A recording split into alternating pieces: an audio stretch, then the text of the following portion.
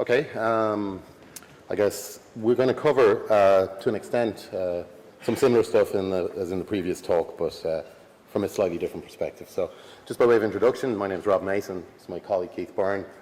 We work for a company called Ammeon, which is an IT services company that specializes in open source integration, cloud computing, containers, all that sort of stuff. We're based about 15 minutes walk up the quays out of Connell Bridge.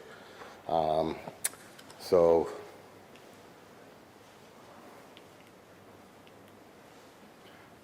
that's us. I said that. That's us. We're in the big high building at the bridge. Did you sure you refreshed it? I didn't refresh. So, so we're going to talk about our integrations between Kubernetes and OpenStack, and it's kind of pertinent in terms of, you know, Jonathan's conversation at the start about collaboration, and he referenced that sort of analog to the LAMP stack, and Kubernetes is clearly one of the things that will be part of that stack along with OpenStack, you know, that he's talking about today. So there's been a parallel growth in terms of use of containers and microservices that parallels the growth in OpenStack, and that has a requirement obviously for container orchestration or PaaS solutions. And you know, as the recent OpenStack survey shows, Kubernetes is kind of the main applied solution there at the moment, and when you consider it's also embedded in OpenShift and Apcera and so on, it's obviously going to be part of the game with OpenStack for quite some time to come. And obviously for that reason, integration is very, very important, and good integration is really, really important, and we've been looking at network integration particularly. So when we talk about Kubernetes networking, Kubernetes provides the concept of pods, which groups sets of containers together in a namespace, and when those containers are talking to each other, they interact on a local host interface, which is fine, but when the pods need to contact each other, or when there's intra-pod communication, that needs to have a routable address on each pod. And obviously then need to have a lot of address space. So that needs to be typically, it will be provided by a flat network, which would be delivered as an overlay. Within Kubernetes, that overlay is delivered in a number of ways. I think the default is flannel-D, which uses a VXLAN encapsulation today. There are alternatives like Weave. Open vSwitch can be used as well. We're kind of more interested today in what we've been doing around the general problem of those overlay networks for containers sitting on top of OpenStack. But if you are interested in comparisons between Weave and Flannel, there are some interesting benchmarks between, say, Weave, Flannel, UDP, Flannel, VXLAN available online. You can consult your friendly local search engine. So. And obviously there are other alternatives. There's a Flannel-D host gateway plugin, your SDN, you have CNI, Container Network Interface, Calico Romano, all sorts of projects there. The issues we're talking about resolving here may or may not apply, or may have similar manifestations in those solutions. So just to briefly discuss what the problem is. Whoops, hang on. The pointer, but once you start to encapsulate or create an overlay network, you've got to put that data in somewhere to help that be decoded at the other end. So your payload is going to get wrapped in some extra data to help the other end of the flat network, or routed through the physical network and represented as a flat network. You're also going to have a container, or you're going to have an interface within the container. You're going to have an interface which is your Flannel-D, and that's going to route out through Flannel into an interface on the node, which in our case is going to be an interface provided by Neutron on the network on OpenStack. So you have attacks there in terms of extra hops. You have attacks there in terms of bandwidth reduction through encapsulation. You know, so these things need to be considered in your solution, and this is what we encountered when we started using Kubernetes on OpenStack. So.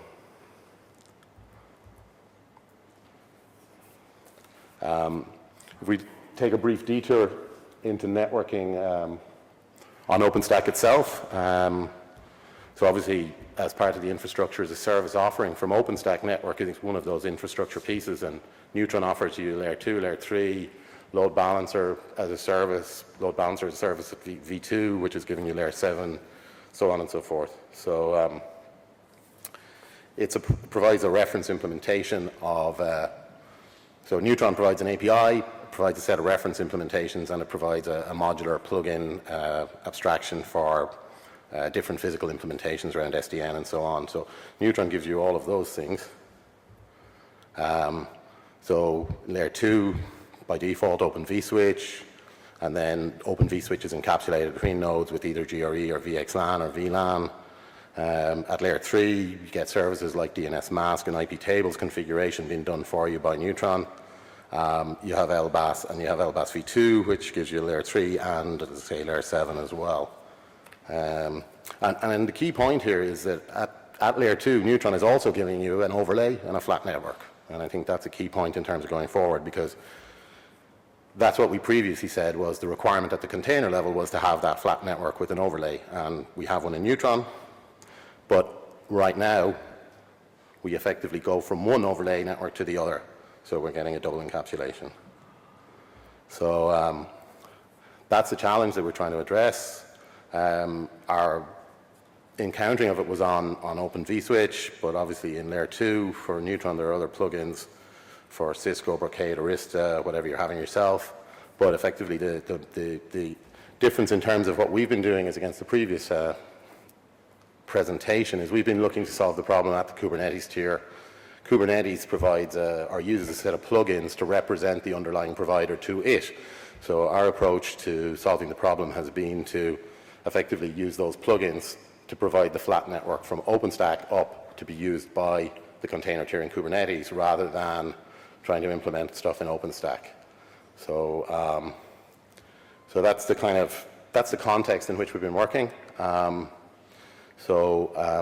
hand you over to Keith now, and he'll talk a little about more detail around the encapsulation problems and impacts, the changes we've made and pushed towards Kubernetes, and some benchmarking and results around that. Okay, thanks. Just going to start with a bit of context is actually how Kubernetes itself actually integrates with the clouds. Wrong direction.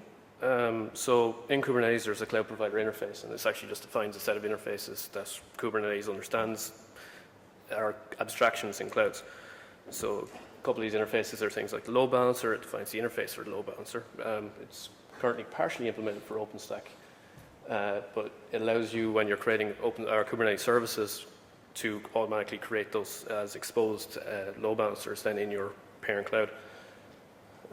Same with routes. This isn't currently implemented for OpenStack, but it's actually allow interpod networking. So your Kubernetes can then provide information to your cloud to automatically create routes to allow direct communication between your pods based on the IPs. Zones, they're actually for failure domains. They're only really being used in Google Cloud. Same with clusters. Actually, that's an abstraction just for Google Cloud. And instances is just a collection of stuff for just helping to manage things. So our change source is actually trying to get better management of the LBAS resources. So the current implementation should be idempotent. It's not idempotent. So you actually, if you make any changes, you lose your floating IP addresses and your virtual IP addresses, which is not that great. There's no security built into it at the moment, so everything is just world accessible. It's also not great. And there's some error handling and poor code practices. There is an LBAS v2 implementation that's on the way in. If it hasn't been in, I haven't kept track of the last couple of days, but it's coming through. So it's also initial implementation security groups. So very basic, just managing and creating security groups. There's going to be next steps there involving actually being able to expose those out in the Kubernetes interfaces. And then the big thing is the implementation of the routes interface. So this allows Kubernetes to create routes with Neutron. So we don't have to worry about setting up flannel networks or career or anything like that. Sorry. So we did a very crappy benchmark just to have some numbers. It was actually set up between two desktop PCs with a switch completely isolated, so we just didn't want any noise from any of our other systems. So top one was just flannel and Neutron. So we have two nodes connected directly as a Kubernetes system with running a flannel, and then the bottom one is just Neutron by itself, so Docker's being exposed directly onto the ETO interface. So it's just routing directly out onto the Neutron network. So as Pram mentioned before, was the overlay issues is we already have, well, with the default implementation of Neutron, we already have all this VXLAN encapsulation, but then with Flannel, we're adding in all this extra. So if we get rid of Flannel, we lose all of this, and we just go back here. So, and for our actual testing, we use QPerf for the latency and NiperF3 for the bandwidth. So the results are unsurprising. So get rid of Flannel, we have higher bandwidth. Push more connections through it, Flannel starts suffering. We actually get more throughput, actually on just native. Latency, as expected, drops again. So summary is native, you're getting higher performance. As the increased connections are going through, we're getting less latency, less errors, which I didn't actually include in this. We were actually getting an awful lot more retries, TCP retries with Flannel D than we were with the native networking. And our jitter is actually quite high as well. So our next steps for this actually is just getting our pull requests merged. We want to break it up and actually refactor some stuff first, which is there. Implement the idempotency to make sure that you're keeping your same configuration all the time, just because you just changed the number of nodes behind your load balancer. We don't want to lose your floating IP address. And there was some other stuff in there, which seems to have gone missing. And I'm after flying through this. Yes, so I'm just going to start talking. So this is the reason we started doing this is because we ended up running into the issue of how to do the configuration with Kubernetes, and we ran into the same issues as the thing with Career. That was very hard. We ended up having to do extra configuration with Flannel D or Open vSwitch. Things like OpenShift, they use Open vSwitch underneath, but every time that's bringing into additional complexity with additional configuration and actually lower performance because we're bringing in extra networks on top of it. So I had a quick look. I ended up running into all these configuration difficulties.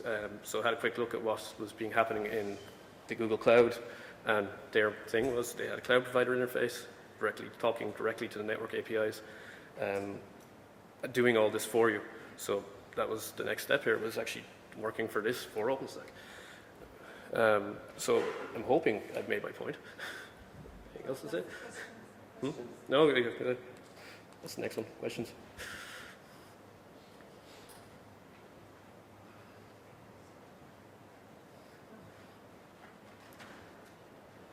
By the way, I'm hoping with this, you don't need Career.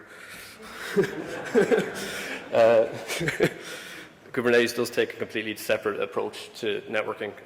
It doesn't use libnetwork. They've decided to go with the CNI interface from CoreOS because they didn't like the approach with libnetwork specifically, which it was covered because it's actually the Career is actually being covered through a CNI plugin, which is one of the other avenues of investigation we wanted. No, we don't need a Career plugin.